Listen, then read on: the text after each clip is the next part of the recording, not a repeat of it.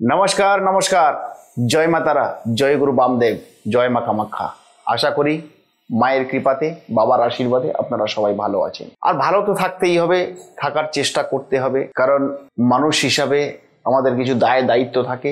সেই দায় দায়িত্ব যেমন পালন করাটাও আমাদের কর্তব্য, সাথে সাথে ভালো থাকারও চেষ্টা আমাদের করতে হবে। সদ্য কয়েকটা জিনিস ঘটেছে, সেটা হলো কি, সবে মাত্রই মাধ্যমিকের রেজাল্ট বেরোলো, আর কিছুদিন পরেই উচ্চ মাধ্যমিকের রেজাল্ট বেরোবে, সেটা আমরা সবাই জানি। যে সমস্ত স্টুডেন্টরা পাস করেছে বা ভালো রেজাল্ট করেছে, সে এবং তার পরিবার খুবই আনন্দের সঙ্গে রয়েছে। আর যে সমস্ত স্টুডেন্টরা পাস করতে পারেনি, তাদের পরিবার এবং সে নিজে খুবই হতাশাগ্রস্ত হয়ে গেছে যে কেন এটা হলো। তো আবার অনেক পেরেন্টস আমাকে ফোন করছেন, ফোন নাম্বার ধরে ফোন করছেন, অনেক স্টুডেন্ট আমাকে ফোন করছেন যে শাস্ত্রীজি, মাধ্যমিক তো আমরা পাস করে গেলাম বা উচ্চ মাধ্যমিক তো পাস করে গেলাম, এরপরে আমরা কি করব? এরপরে আমাদের করণীয় কি? আমি কি ডাক্তার হতে পারবো, বা আমি কি সায়েন্স নিয়ে পড়াশোনা করতে পারবো, আমি কি গ্ল্যামার নিয়ে পড়াশোনা করতে পারবো, বা আমি কি জুওলজি নিয়ে পড়াশোনা করতে পারবো? তো উচ্চ মাধ্যমিক পাস করার পর সমস্ত ছাত্র এবং সমস্ত পেরেন্টসদের একটা চিন্তা ভাবনা থাকে যে আমার সন্তানকে কোন লাইনে নিয়ে যাব। আর সেই লাইনটা ইন্ডিকেশন করে কে? সেই লাইনগুলোকে ইন্ডিকেশন করে জন্মকুণ্ডলী। অর্থাৎ আপনার সন্তানের জন্মকুণ্ডলী নির্ধারণ করবে যে আপনার সন্তানটা কোন দিকে যাবে, কোন লাইনে যাবে। সে কি খেলোয়াড় হবে, সে কি কম্পিউটার সায়েন্সে হাই ডিপার্টমেন্টে কাজ করবে, সে কি মেকানিক্যাল হবে, সে কি ইঞ্জিনিয়ার হবে, সে কি ডাক্তার হবে, সে হবেটা কি? আমরা পেরেন্টস বা আপনারা বহু পেরেন্টস আছেন, আপনাদের চিন্তা ভাবনা থাকে যে আমার সন্তানটা বুঝি ডাক্তার হোক, আমার সন্তানটা বুঝি উকিল হোক, ব্যারিস্টার হোক, সবারই চিন্তা ভাবনা থাকে। কিন্তু আপনাদের কাছে আমি করজোরে একটা রিকোয়েস্ট করব, যারা পেরেন্টস আমার এই প্রোগ্রাম দেখছেন, আপনাদের চিন্তা ভাবনা আপনার সন্তানের উপরে জোর করে চাপিয়ে দেবেন না দর্শক বন্ধু। কি কারণে? তার মূল কারণ হচ্ছে আপনার সন্তানের জন্মকুণ্ডলিতে যদি সেই যোগ না থাকে, সেই প্ল্যানেটারি পজিশন যদি না থাকে, সেই গ্রহগত কম্বিনেশন যদি না থাকে, আপনি হাজার চেষ্টা করলেও আপনার সন্তানকে আপনার পছন্দ মতো সঠিক জায়গাতে নিয়ে যেতে পারবেন না। এটা আপনি মানুন আর না মানুন, এটাই কিন্তু ধ্রুব সত্য। এটাই ধ্রুব সত্য। কারণ জন্মকুণ্ডলী ইন্ডিকেশন করে আপনার সন্তানের কেরিয়ার। তাই যারা হতাশাগ্রস্ত হয়ে গেছো, যারা ভালো রেজাল্ট করতে পারোনি, আবার যারা ভালো রেজাল্ট করেছো, সবাইকে বলবো, তাদের পেরেন্টস এবং পিতামাতাদেরকে বলবো, ভালো কোনো অ্যাস্ট্রোলজারকে দিয়ে আপনার সন্তানের জন্মকুণ্ডলীটা বিচার করুন। সূক্ষ্মাতি সূক্ষ্ম বিচার। জ্যোতিষশাস্ত্র কি বলছে? জ্যোতিষটা তো একটা শাস্ত্র দর্শক বন্ধু, এটা তো আপনি বা আমি সৃষ্টি করি নাই, আপনি বা আমি তো সৃষ্টি করি নাই। জ্যোতিষশাস্ত্র যুগ যুগ থেকে চলে আসছে। এটা সেই শাস্ত্রটাকে মানতে হবে, সেই শাস্ত্রটাকে প্রাধান্য দিতে হবে। এবার যদি বলেন যে আমি মানি না, আমি মানবো না, সেটা সম্পূর্ণ আপনার ব্যক্তিগত ওপিনিয়ন। তো আপনার ব্যক্তিগত চিন্তা ভাবনার থেকে যেন আপনার সন্তানের খারাপ সময়টা যেন না আসে বন্ধু, এইটা কিন্তু মাথায় রাখতে হবে। আর এই গুরুত্বপূর্ণ আলোচনা করার সাথে সাথে আমি শিক্ষা সম্পর্কিত কয়েকটা টিপস আমি আপনাদেরকে দেব। আর সেই টিপসটা দিয়ে যে বা যারা সঠিকভাবে কার্যকলাপ করতে পারবেন, আমি দেবদর্শন শাস্ত্রী, আমি আপনাদের কথা দিচ্ছি 100% আপনাদের সন্তানরা সুফল বা সুকৃতি লাভ করবে। আর সাথে সাথে আপনাদেরকে কয়েকটা জিনিস মাথায় রাখতে হবে, আমি বারংবার সেই কথাটাই বলছি। অ্যাস্ট্রো দিয়ে হবে বিচার, আর তন্ত্র দিয়ে হবে তার প্রতিকার।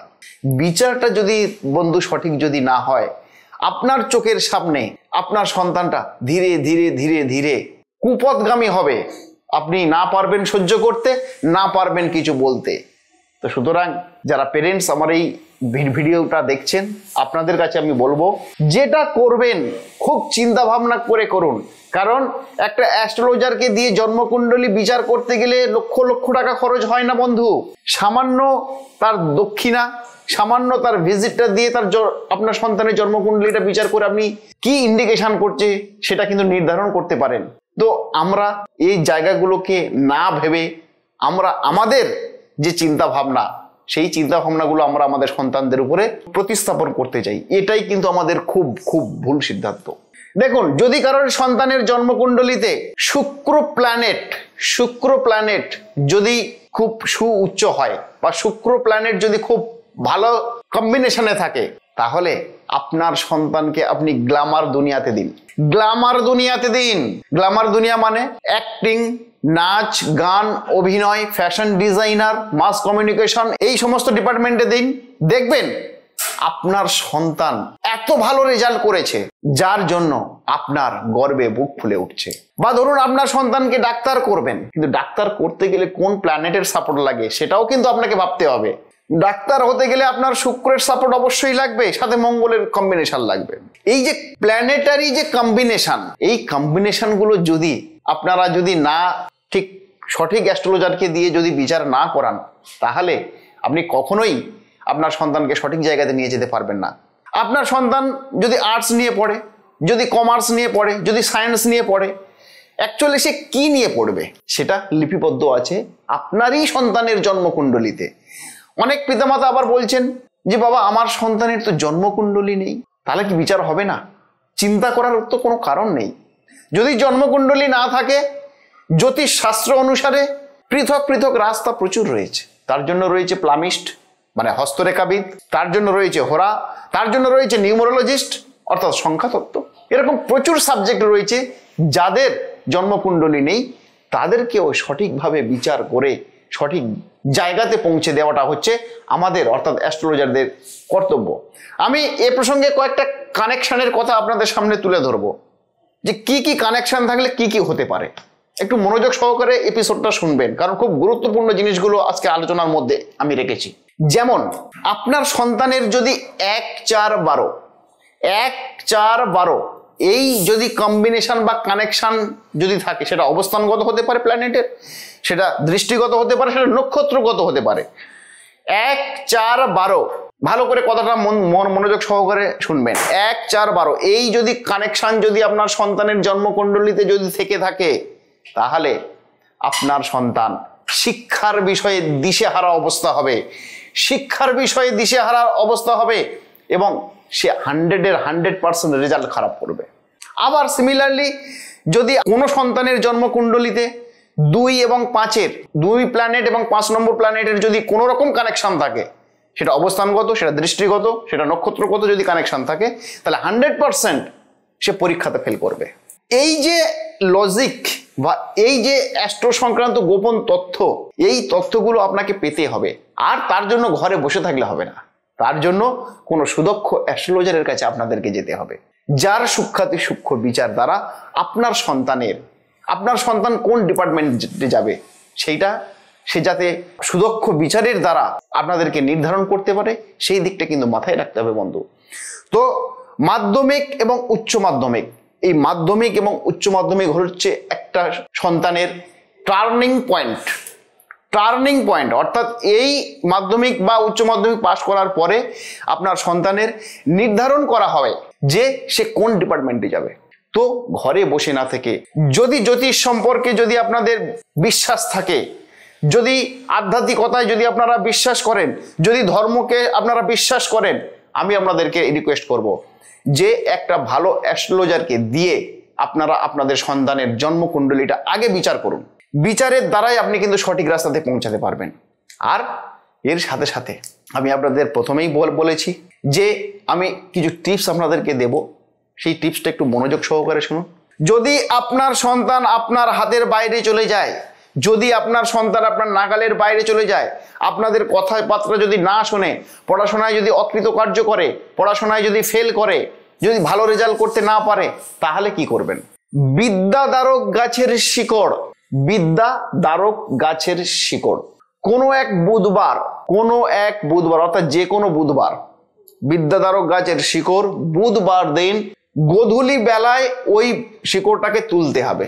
গোধূলি বেলায় বিদ্যাদারক গাছের শিকড়টাকে তুলে এনে আপনার বাড়িতে যে ইষ্ট দেবতা রয়েছে, সেই দেবতার কাছে ওই গাছের শিকড়টাকে রেখে দিয়ে ওই শিকড়টার মধ্যে একটু পুজো পাঠ আচার, যে ধর্মের মানুষ হন না কেন, তার ধর্ম বিশ্বাস অনুযায়ী বা ধর্ম অবলম্বন অনুযায়ী পুজো পাঠ করবেন ওই গাছের শিকড়টাকে নিয়ে। পুজো পাঠ করার পরে ওটাকে সবুজ কালারের কার দিয়ে আপনার সন্তানের মাজাতে অথবা ডান হাতে এটাকে বেঁধে দিন। বেঁধে দেওয়ার পরে এর একটা নির্দিষ্ট বীজ মন্ত্র থাকে, যে বীজ মন্ত্রটা আমি আপনাদের দেব, সেই বীজ মন্ত্রটাকে নিয়ে জপ করতে বলুন আপনার ওই সন্তানকে। যদি কন্টিনিউ 30 দিন এই মন্ত্র জপ করে বিদ্যাধারক গাছের শিকড় সে যদি পরিধান করে, অবশ্যম্ভাবী আপনার সন্তান আপনার হাতের মধ্যে থাকবে। আপনার সন্তান অবশ্যই ভালো রেজাল্ট করবে, আপনার সন্তান অবশ্যই পরীক্ষায় কৃতকার্য করবে। কারণ এই গোপন টিপসটা খুব কার্যকরী একটা টিপস, খুব কার্যকরী। তো বীজ মন্ত্রটা আমি দেব, একটু মনোযোগ সহকারে শুনে নেবেন বা লিখে নেবেন, কারণ এই বীজ মন্ত্র দিয়ে ওই কাজটা করতে হবে। বীজ মন্ত্রটা মনোযোগ সহকারে শুনে নিন। ওং নমো কামাখ্যা চামুণ্ডায় কালী, ওং নমো কামাখ্যা চামুণ্ডা কালী, সর্বমঙ্গলায় অমুক, এই অমুকের জায়গায় সন্তানের নাম, সর্বগ্রহ শান্তি কুরু কুরু হুং ফট সহা। এটি হলো বীজ মন্ত্র। বীজ মন্ত্রটা ভালো করে শুনে লিখে নেবেন, নিয়ে এই বীজ মন্ত্র ধরে আপনি করুন, আপনার সন্তান অবশ্যই। আর যদি মনে হয় আমি তো আপনাদের সঙ্গে সবসময় আছি, থাকবো সারা জীবন, আর আমার সঙ্গে থাকতে গেলে ছোট্ট একটা কাজ করতে হবে, আমার এই চ্যানেলটিকে লাইক কমেন্ট শেয়ার সাবস্ক্রাইব করতে ভুলবেন না। আর যদি মনে হয় যে আপনারা সরাসরি আমার সঙ্গে যোগাযোগ করবেন, তাহলে স্কলে আমার ফোন নাম্বার রয়েছে, চেম্বারের ঠিকানা রয়েছে, আপনারা সরাসরি চলে আসুন, চেম্বারে যোগাযোগ করুন।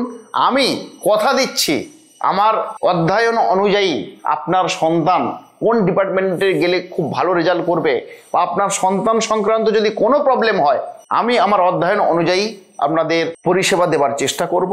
আশা করি আপনার সন্তান সঠিক দিশা খুঁজে পাবে। আর এরকম গোপন গোপন টিপস আমি প্রতিনিয়ত আপনাদের সামনে নিয়ে আসি, কিন্তু সেটা সঠিকভাবে সঠিক জিনিসে মেনটেন করে আপনাদের করতে হবে, তবেই কিন্তু সেই কাজের সুফল আপনারা পাবেন। তো ততক্ষণে আপনারা ভালো থাকবেন, সুস্থ থাকবেন। নমস্কার দর্শক বন্ধু, আগামী এপিসোডে আবার দেখা হবে নতুন এক চমকপ্রদ ভিডিও নিয়ে।